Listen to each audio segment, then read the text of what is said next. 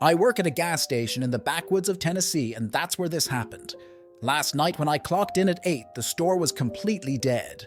I figured it was going to be a pretty easy night because the road this station is on is not the main road. Actually, it used to be up until about a decade ago when a new freeway was built. This led basically every business that was here to pack up and leave their old building abandoned. Thanks to this, there are a lot of abandoned buildings on this stretch of road that local druggies tend to claim as their own. Anyways, at around 11, I only had an hour left of my shift, and so I figured I should actually get some work done instead of just sitting around and doing nothing. I'm 18, and so I work the shift alone, which is nice, because it means I can do pretty much whatever I want.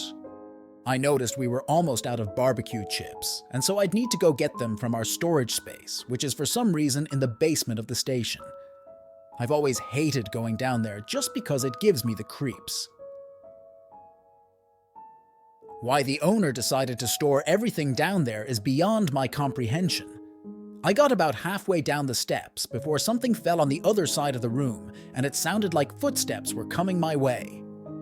I sprinted up the stairs and locked the door to the basement, panicking like a madman the entire time.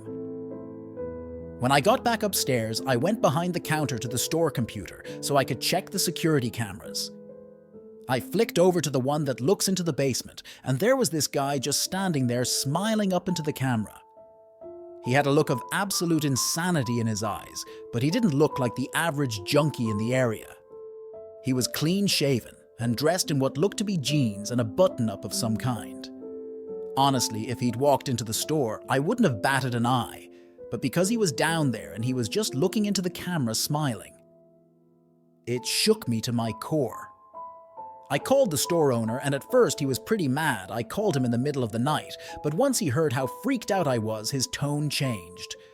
He told me he'd be there in 15 minutes, and just to lock the main door to the store and make sure the man didn't go anywhere. I asked if I should call the police, but for some reason he didn't want me to do that just yet. I locked the entrance to the gas station and went back to looking at the man. He was still there, just smiling up at me. About 3 or so minutes of him staring at me later, and he walked out of view of the camera. My boss showed up soon after armed with a shotgun, and when I let him in, he immediately went to the basement. I went with him just because I felt safe with there being another person there and all, but we found nothing.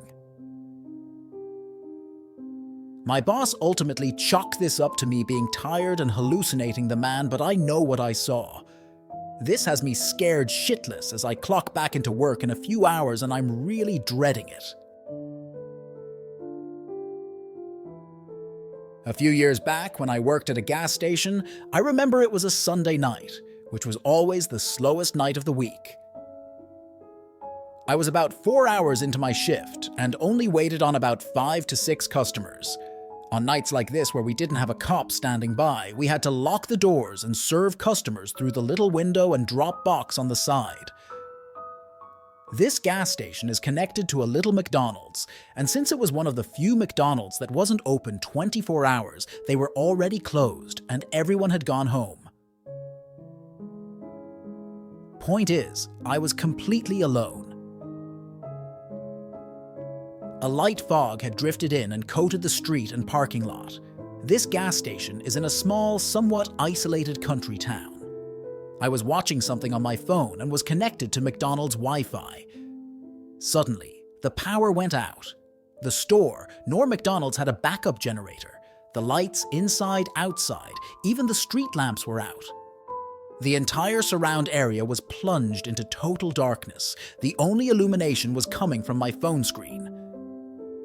The video I was watching on YouTube stopped as well since the Wi-Fi went out.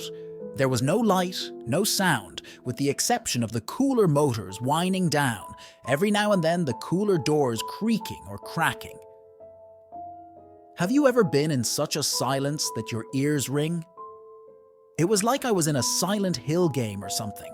Every step I took to go outside seemed deafeningly loud.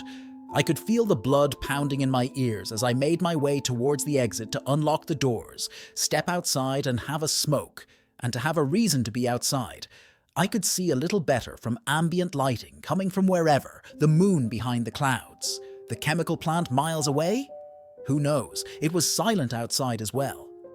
No cars in the distance on the road, no bugs or crickets, no frogs, just the ambience of the air. Now, I'm not scared of the dark, being alone, robbed, nothing like that. There was just something about it, this unsettling, isolated feeling, like the shadows were swallowing me alive. The power came back on a few minutes later, but it was one of the longest few minutes I'll never forget. It was June 2019. There was this guy who started coming into the store pretty consistently. He was pretty odd, I guess you could say. He was around 6 feet tall and lanky with dark, patchy facial hair and messy, long strands of thinning, oily black hair that contrasted with his extremely pale skin. He spoke in this creepy whisper-like voice and would drag every word out for way too long. And just as he spoke, his movements were slow and drawn out to match. The first time he came in, he asked me what my name was. Then each time he came in after that, he would stop, look at me, and then just say my name in that creepy voice. He gave me bad vibes, but I didn't think much of it. He didn't cause any issues. He would just buy a drink and leave. He was an unproblematic customer, and I felt guilty for being creeped out by him. But one night, he walked into the shop, and his gaze remained fixed on me for a full minute. His hands are covered in what appear to be blood.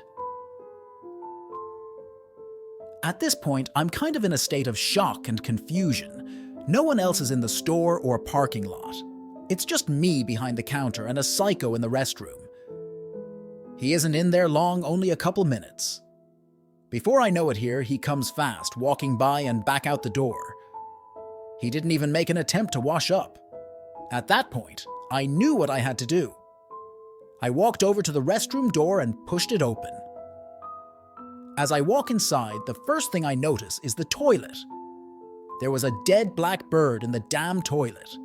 Then I look over at the trash can in the corner and see another black bird just laying there on top. The next morning, he was arrested outside Walmart for smashing the cigarette butt collector thing open and searching through all the used cigarettes. But I haven't seen him again after that night. When I was 18, I went to a gas station at 4 a.m. to grab a late snack. I grab a hot dog and some chips, I get into my car, turn the music on, and start enjoying my food in the parking lot. My window is partially down because the temperature was nice outside and it let in a cool breeze. Out of nowhere, this guy comes over and taps on the window. I nearly drop my food and immediately lock the door before he taps again. I move the driver's side window down a little further and ask him what's going on. "Get out of the car, man." "Excuse me?" "Get out of the car. I'm taking this car." He taps on the window again, but this time I notice he is tapping on the glass with a knife. I glance around and see there is no other cars around. I'm terrified of the idea of getting out of the relative safety of my vehicle, and who is to say this guy wouldn't stab me on top of taking my car?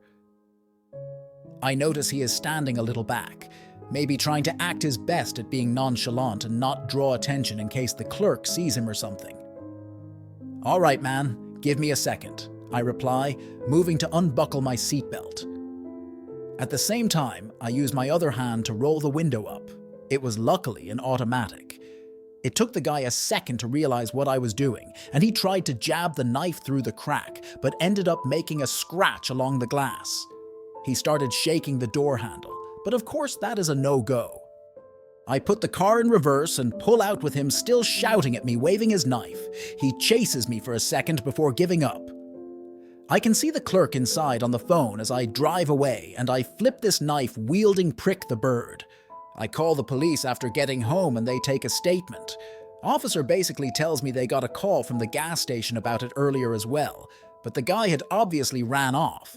But with both of our statements, they got a good description of him. Never heard anything about it again, but it was one of the most tense experiences of my life.